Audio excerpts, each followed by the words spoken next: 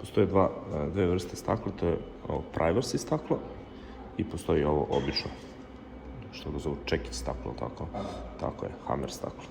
I postoji treća metoda koju ćemo danas raditi, a to je postavljanje silikonske folije, znači, na ekran telefona. Za pripremu i sečenje folije koristi se uređaj za sečenje i graviranje.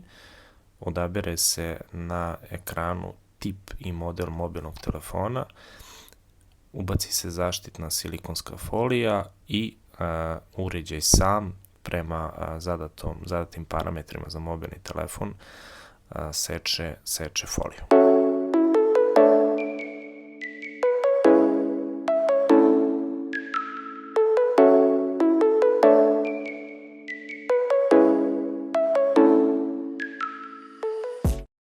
Stikerom je potrebno pokupiti svu prašinu sa telefona. Nakon toga dobro očistiti telefon alkoholom ili etanolom ili nekim specijalnim sredstvom za čišćenje displeja, nakon čega je telefon spreman za nanošenje gela.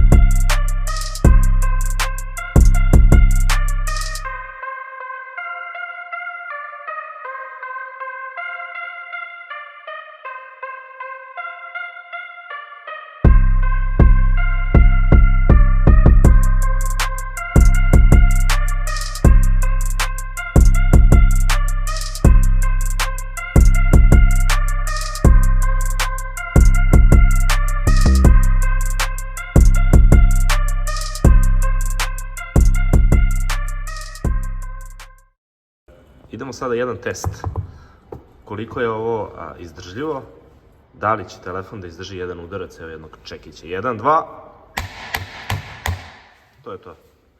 Ako vam se sviđa ovaj video, like, share, subscribe. Pozdrav.